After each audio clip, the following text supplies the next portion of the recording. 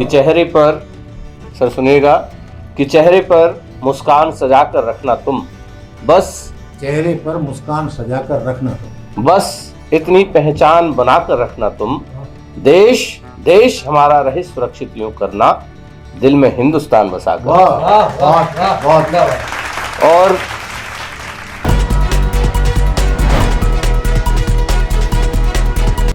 अब पुनीत पांचाल जी, जो भी माहौल है देश का, जो भी माहौल है उस माहौल को ध्यान में रखते हुए अपनी रचनाएं सुनाएं। जैसा आज का विषय है, सर्वप्रथम मैं देश रोजाना के सभी दर्शकों को नमस्कार करता हूं। तद्दू बहुत अच्छा संचालन कर रहे हैं इस कार्यक्रम का। और जैसा आज का मुद्दा रखा गया, मुद्दे की बात कवियों के साथ, तो सबसे पहले मैं यही मुद्दा उठाता हूं कि कवियों के ऊपर बड़े लांछन लगाए जाते हैं कि कवि दरबारी होते हैं, ऐसे होते हैं, वैसे होते हैं। तो कवि को पक्ष की और विपक्ष की बात करनी पड़ती है। अपनी बात वहीं से मैं आरंभ करता हूं। क्या किया है कवियों ने? हम कवियों ने सदा राम की मर्यादा का गान किया, विक्रम के दरबारों की शोभा बनकर अभिमान किया। कि हम कवियों ने सदा राम की मर्यादा का गान किया, विक्रम के दरबारों की शोभा बनकर अभिमान किया। हम कवियों ने मोर ध्वज का सदियों तक गुणगान किया, चंद्रगुप्त के पौरुष का सारे जग में यशगान किया। पर कवियों ने रावण जैसे असुरों को दुत्कारा है, धर्म युद्ध में केशव बनकर हर कौरव को मारा है। राणा वाली स्वाभिमान की जंग हमी ने छेड़ी है, मान सिंह से मक्कारों की बखिया खूब उधेड़ी है। पृथ्वी जैसे राजा की खातिर प्राणों का त्याग किया, लेकिन हमने जयचंदों से कभी नहीं अनुराग किया। जिसने जैसा कृत्य किया वैसा हमने बतलाया है, भेड़ चाल चलने वालों को तात्विक पद दिखलाया है। लेकिन जनता के सेवक जब जनता को ही ठगते हैं, उपवन के माली उपवन से फूल चुराने लगते हैं। जब जब सत्ताधीशों के दामन दागी हो जाते हैं, माँ वीणा की संतानों के स्वरभागी हो जाते हैं। और एक और मुद्दा है बड़ा। आप एक अलग पीढ़ी से आते हैं, मोहन शास्त्री जी अलग पीढ़ी से आते हैं, मैं एक अलग पीढ़ी से आता हूं, और हमारे बाद भी एक नई पीढ़ी तैयार हो रही है।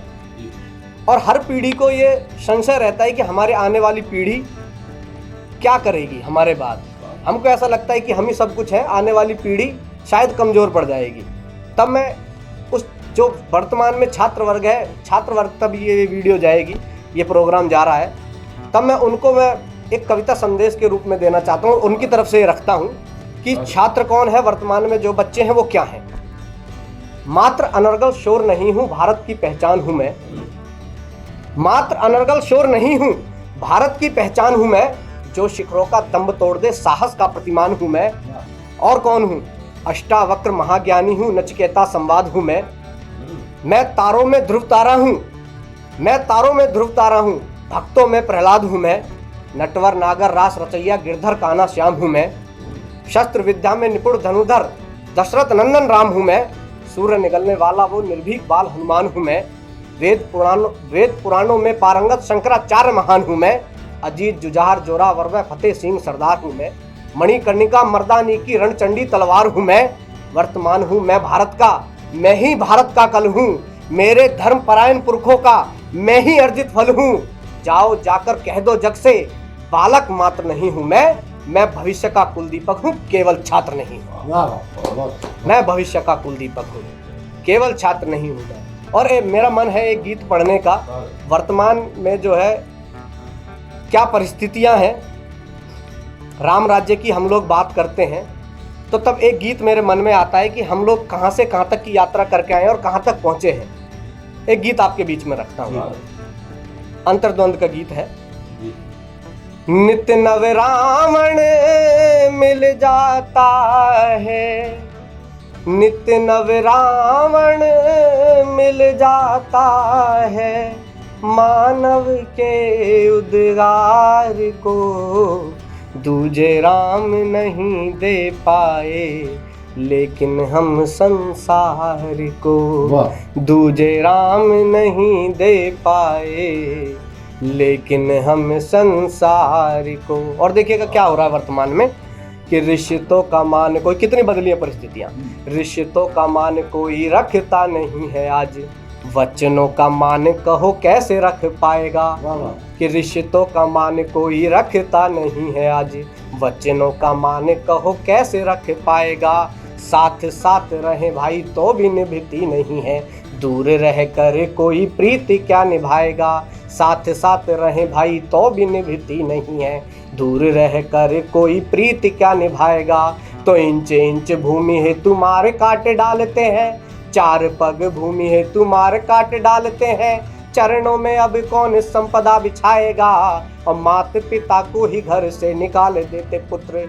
कौन पितृ भक्त है जो राज छोड़ जाएगा। तो छोटी छोटी सी बातों पर, छोटी छोटी सी बातों पर तोड़ रहे परिवार को। दूजे राम नहीं दे पाए लेकिन हम संसार को, दूजे राम नहीं दे पाए लेकिन हम संसार को। और क्या कर रहे हैं हम लोग कि राम राम राम राम राम राम राम राम राम राम राम राम राम रटते रहे, कि राम राम राम राम राम राम राम राम राम राम राम राम राम रटते रहे। किंतु राम जी का तप त्याग सब भूल गए, राम जी के काज से ही पीछे हटते रहे। किंतु राम जी का तप त्याग सब भूल गए, राम जी के काज से ही पीछे हटते रहे। और द्वेष दंभ दुष्टता को ऐसे किया अंगीकार, द्वेष दंभ दुष्टता को ऐसे किया अंगीकार। धर्म भूल अपनी जड़ों से कटते रहे, और राम नाम इतना भुलाया गया स्वार्थ में कि धीरे धीरे मन से ही राम घटते रहे। तो असुरों जैसा बना लिया है मानव ने व्यवहार को, दूजे राम नहीं दे पाए लेकिन हम संसार को। दूजे राम नहीं दे पाए लेकिन हम संसार को। और कविता देखिए, अगर कोई संदेश ना दे तो मैं समझता हूँ कविता नहीं है। तो अंत में एक छंद पढ़ करके मैं अपना स्थान लेता हूँ। हमें क्या करना होगा, हम सबको मिल करके, जो भी दर्शक इसको देख रहे हैं वो इस छंद को अपने जीवन में उतारें, तो शायद रामराज आ जाए इस देश में, शायद फिर से सद्भावना आ जाए। कि भावी पीढ़ियों को सही पथ दिखलाने हेतु आपको और हमको मिलकर के क्या करना है केवल, कि भावी पीढ़ियों को सही पथ दिखलाने हेतु पहले स्वयं ठोकरों में जाना भी जरूरी है। कि भावी पीढ़ियों को सही पथ दिखलाने हेतु पहले स्वयं ठोकरों में जाना भी जरूरी है। और मोल यदि जानना है महलों के सुख का, तो कुछ साल वन में बिताना भी जरूरी है। मोल यदि जानना है महलों के सुख का, तो कुछ साल वन में बिताना भी जरूरी है। तो याद रख वचनों को भार्या की सुरक्षा हेतु, याद रख वचनों को नारी के सम्मान हेतु, सागर को पार कर आना भी जरूरी है। और राम राज लाना है तो ऊंच नीच छोड़कर शबरी के झूठे बेर खाना भी जरूरी है। बहुत बहुत आभार, बहुत बहुत।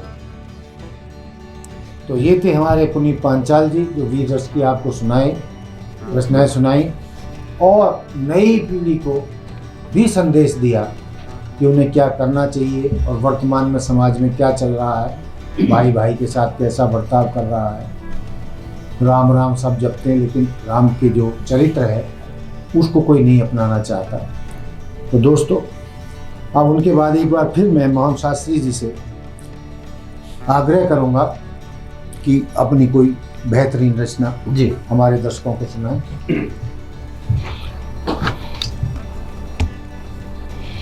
देश रोजाना के समस्त श्रोताओं को वंदन।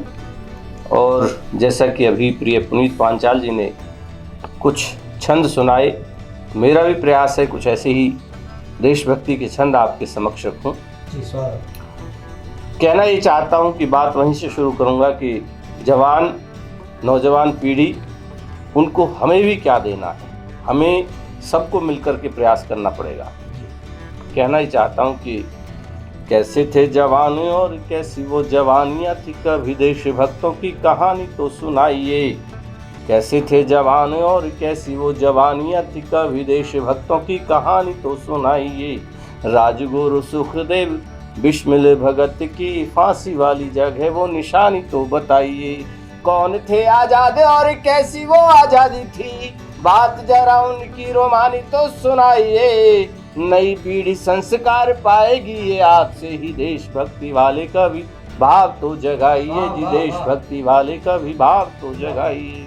और एक छंद सुनिएगा, राणा जी का तेज और बल बतलाओगे तो इनके लहू में भी रवानी जाग जाएगी। त्याग बतलाओगे जो वीर भामाशाह जी का, दान पुण्य वाली वो कहानी जाग जाएगी। गौरी लाओ युद्ध बतलाओ इन्हें शिवाजी का, माता जी जवाई की निशानी जाग जाएगी। बनो जामवंत जरा इनको जगाओ तो सोई हुई फिर से जवानी जाग जाएगी जी, सोई हुई फिर से जवानी जाग जाएगी। और अपने पूर्वजों को याद करते हुए एक छंद देना चाहता हूँ। चेतक की वीरता वे राणा जी की शूरता को हाथ धारे भाले और ढाल को नमन है। मुगलों की नींद चैन छीन लिए दिन रैन, रिपुशिस मंडराते काल को नमन है। जंगलों की खाक छान बने रहे दिन मान, वीरता की बने जो मिसाल को नमन है। देखी नहीं भूख प्यास खाई भले फूस घास, गर्व से तने आकाश भाल को नमन है जी, गर्व से तने आकाश भाल को नमन है। और हमारे देश की जो स्त्रियां नारियों ने मिलकर के बहुत कंधे से कंधा मिलाकर के सदैव सहयोग किया।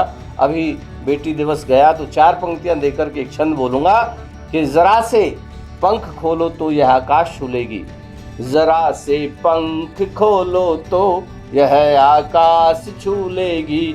लुटाओ नेह थोड़ा सा यह विश्वास छूलेगी। समर्पण ही समर्पण है यहाँ बेटी के जीवन में, यह बेटी तुम्हारे दिल के सब एहसास छूलेगी।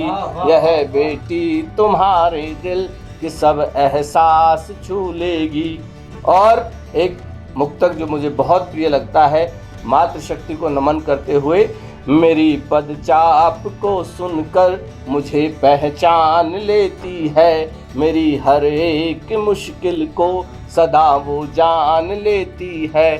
तपन सूरज की मुझको जब कभी झुलसान लगती है, मेरी माँ अपने आंचल का वो छाता तान लेती है, मेरी माँ अपने आंचल का वो छाता तान लेती है। और एक अंतिम छंद दे करके अपना स्थान लूंगा। देश की स्वाधीनता को बलिदान भर लिया, झांसी वाली लक्ष्मीबाई रानी को नमन है।